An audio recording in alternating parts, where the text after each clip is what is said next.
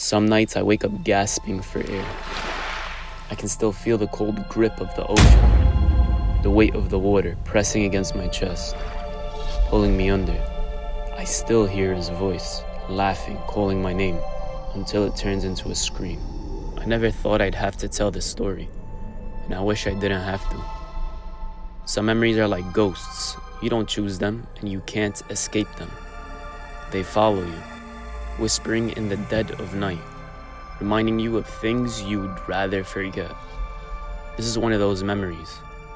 This is the story of how I lost my best friend, Tyler Smith. Tyler and I had been inseparable since middle school. Two reckless kids who believed nothing could touch us. We weren't afraid of anything. And that night, we were just looking for fun, a little adventure. We should have never gone to that beach. It was April 2019, a Friday night. Tyler, a few of our friends, and I had been celebrating. What exactly? I don't even remember anymore. Maybe nothing. When you're young, you don't need a reason to be reckless. We were drinking, blasting music, the sand cool beneath our feet, the ocean stretched before us, dark and endless. The moon hung low, barely casting any light. The wind carried the salty scent of the waves, whispering warnings we ignored. Tyler was the loudest one, as always, full of life and impossible to contain. He had this way of making everything feel larger than it was, turning the smallest moments into stories we'd tell for years. And then, he got that look in his eyes, the one that meant trouble. "Let's go for a swim," he grinned, already kicking off his shoes. I hesitated. Something about that night felt off. The ocean didn't shimmer under the moonlight like it usually did. It just sat there, black and waiting, like an open mouth. But Tyler, he wasn't scared. He never was. Before I could protest, he was running towards the waves. "Come on, man. The ocean's calling." The others followed, laughing, splashing into the water. And against my better judgment, so did I. At first, it was fun. The water was freezing, but we didn't care. We were young, untouchable. Tyler swam out the farthest, disappearing beneath the surface before popping up again, shaking his wet hair like a dog. At first, it was fun. The water was freezing, but we didn't care. We were young, untouchable. Tyler swam out the farthest, disappearing beneath the surface before popping up again, shaking his wet hair like a dog. And then, he was gone.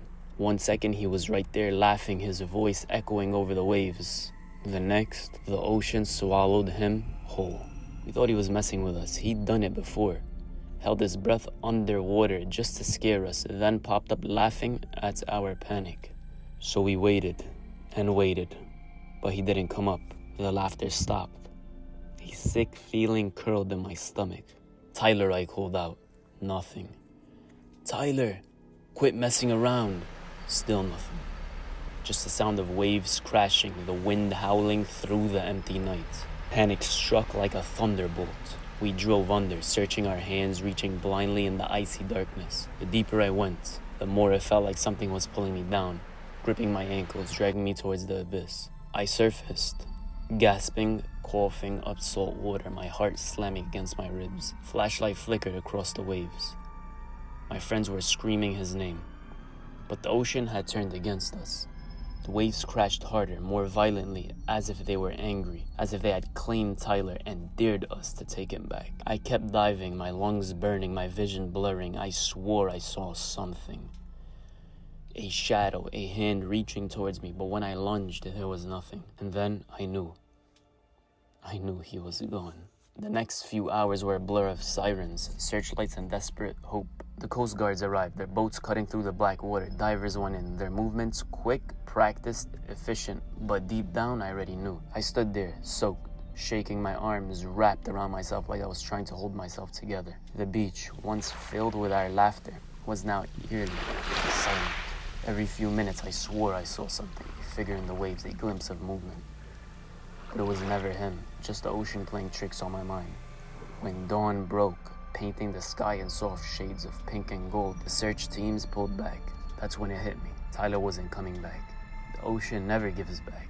They found his body 2 days later. The ocean had carried him miles away, hiding him in its depths before finally spitting him back out, as if it was tired of his game. I still remember that moment I got the call. My chest caved in, my breath caught in my throat, even though I had already known. Hearing it made it real. The funeral was unbearable. His mother clutched his picture like if she held it tight enough. Maybe he'd come back. His father didn't speak, just sat there staring at nothing, like a part of him had been ripped away. And me, I felt hollow, like something inside me had drowned with Tyler that night. I stopped going near the ocean, stopped listening to the sound of waves, because every time I did, I heard him. Not his voice, his screams. The ones I wasn't sure were real, or just the echoes of my own guilt. Because that's the thing about loss. It's not just grief. Shadow that follows you, whispering reminders of what you could have done differently. Maybe if I had pulled him back sooner. Maybe if I had told him not to go in. Maybe. But the ocean doesn't care about maybes. I'm telling you this story because I don't want Tyler to just be another name on a missing persons report. A tragic headline people forget. I want you to remember him. I want you to know his story. Because the ocean, it's beautiful, but it's also ruthless. You ever find yourself standing at the edge of the water, staring into its dark, endless abyss? Remember, Tyler. Remember that sometimes the adventure isn't worth the risk. And sometimes the ocean doesn't give back what it takes. Rest easy, brother.